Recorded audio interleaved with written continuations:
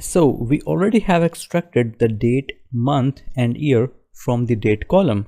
But the next thing that we are going to do is to find out the name of the day, like Monday, Tuesday, Wednesday, and name of the month like January, February and March.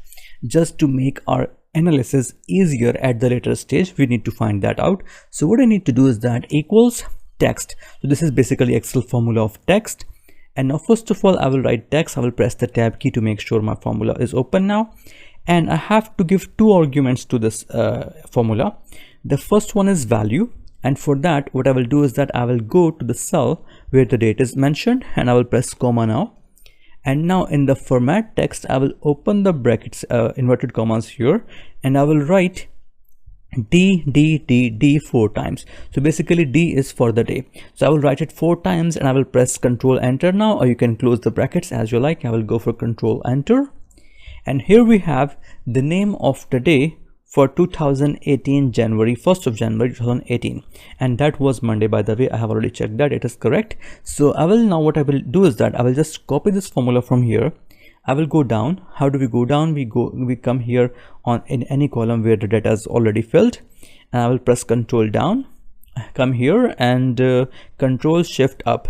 It has selected the complete cell, and I will press Control V now to paste my values, and you can see that Excel has given the names for all the different dates there. So Monday, Tuesday, Wednesday, you can see that Excel is working completely fine. Now the problem is I don't want to get the complete name. Only first three initials will do the job. So I don't want the complete name. How do we do that? So I will go to the formula again, the first formula. I will press F2 to open the formula. Press F2 on your keyboard and then just press 1D from this. I'll just press 1D and press enter, and you can see that Excel has only given me the first three initials of the day. Now just copy and select all the data below, press Ctrl V, and you can see that Excel has given me the names of the day for all the different dates. So that is it. Now what next we have to do is that we have to find out the name of the month. And good news is that the formula is same. So equals text and value.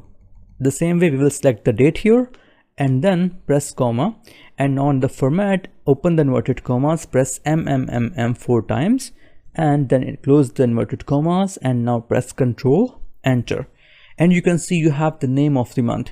So similarly, I can copy paste to the cells below to get the name of the month in all the different dates there. But before I do that, I will just make sure I will press F2 to open the formula.